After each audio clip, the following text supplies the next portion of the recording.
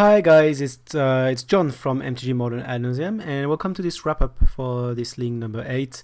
Nothing much really to say about this league, pretty much because we've played a very robust and established, like I like to call it, main board with our 4 Friction and Knife, our 20 lands, 4 City of Brass, 3 Spell of the Vault.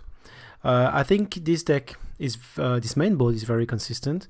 I would highly recommend anyone to play that main board in unknown, I would say, in unknown circumstances. That's a very robust main board. That's probably the fastest and the more consistent main board that you can have if you want to play Ad Nauseam. And yeah, if you plan on doing something a little bit more interactive or to target some specific matchup, I would say there is reason to remove spells and shape it differently.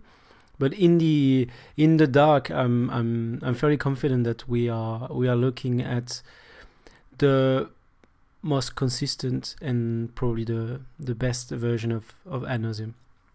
So what we tried this league was the sideboard, and I just realized after thinking about it that I wasn't in the right mindset to play that Krovax Lingering Seals combo, simply because I read the article about that player that did a pretty good job on a GP with that combo in his sideboard, but he didn't play Line of Sanctity at all. So he actually traded off the Ley Line, which I think it's a very bold move, for the alternative win con against all the deck, the black green X deck, John Abzan, all this kind of mid range, very interactive mid range discard deck. So instead of going Ley Line and protecting the combo, is like, well, screw the combo and I will try to kill you with my Lingering Souls and Krovax.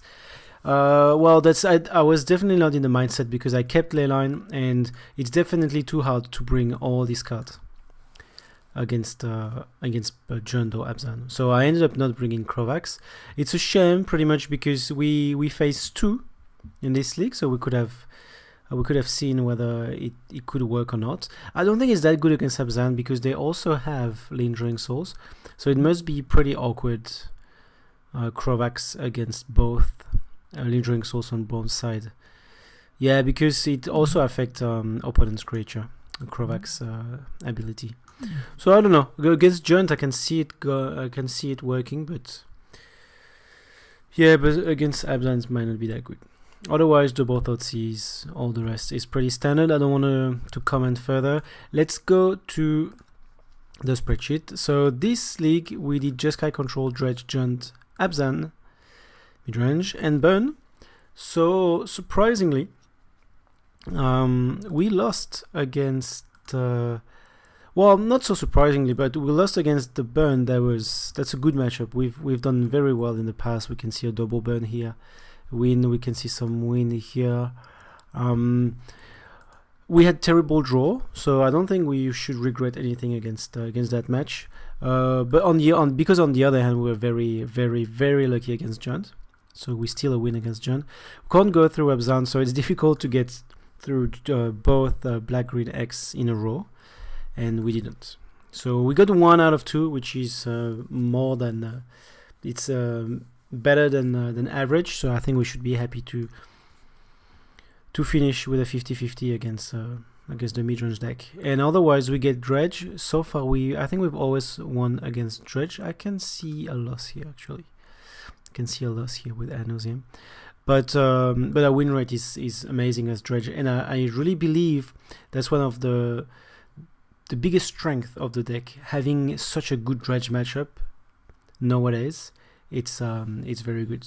It's difficult to handle Dredge with pretty much all the decks, and there's just a few decks that can pretend having a good matchup against Dredge. So we're one of them, and that's one of the reasons why we are well positioned at the moment, because we see Dredge quite a bit.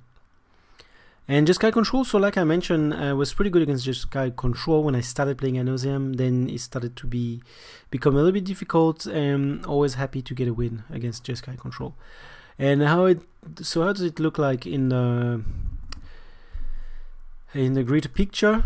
So if I look at Jeskai control, we are 3-7, so we're still behind. We're still behind. With it only is the stats only for Ad Nauseam. So still behind against Jeskai control, but we're catching up. The second was Dredge, so it should be in a combo 5 out of 6. So great, amazing, I would say. Amazing win rate against Dredge, against one of the most threatening deck in Modern at the moment.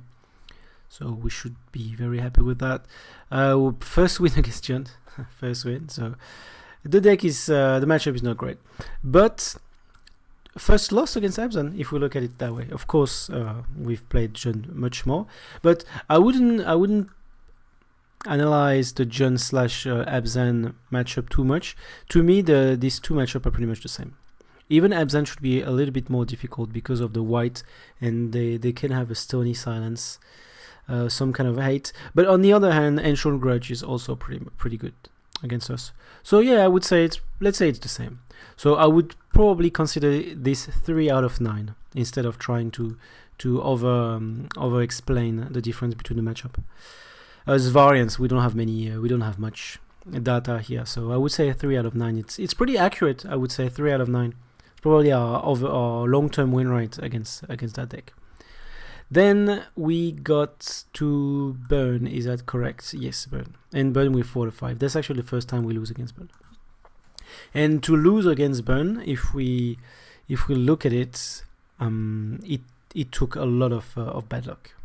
Mulligan to 4, almost won with the Mulligan to 4, and Mulligan to 5 and 6 or 6-5. I don't remember exactly, but we couldn't keep a 7.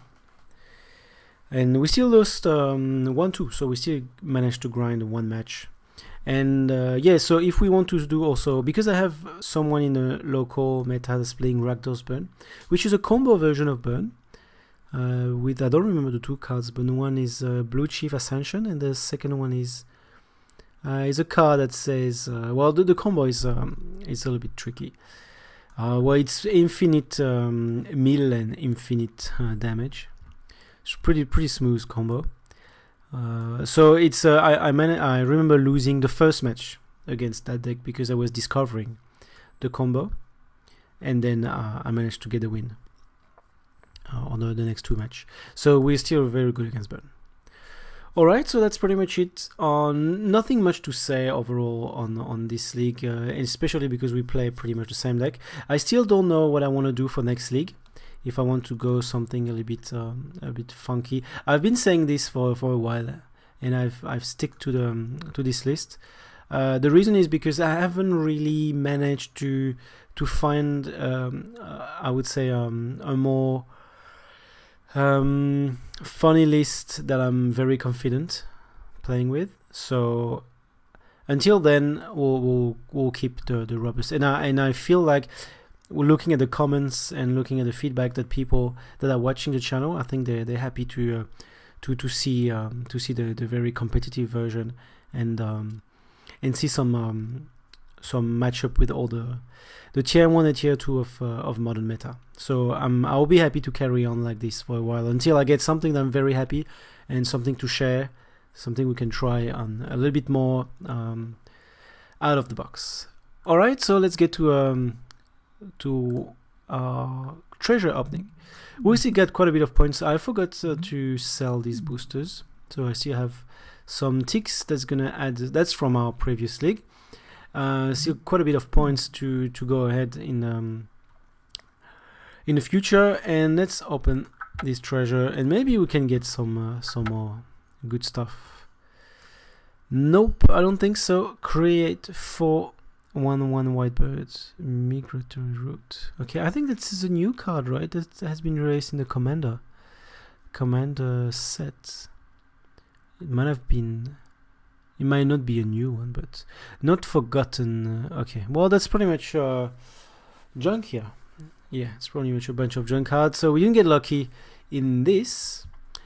And thank you very much for watching. You might have already noticed, but I slowed down the pace of releasing the video, which is normal, simply because when I started the channel, I really wanted a video a day, one video a day, just to keep people in interest and and try to get to get people involved in the channel. Now that's definitely not something I can sustain. So I believe one video every 2 or 3 days should do it, especially it will be more than that, because I always put the deck tech and game 1 and the game 5 plus the wrap up at the same time, because I understand that based on the analytics on YouTube, that the deck tech and the wrap up are not very popular compared to the actual gameplay, which I totally understand. So I don't want just to release a video, just a wrap up, for example,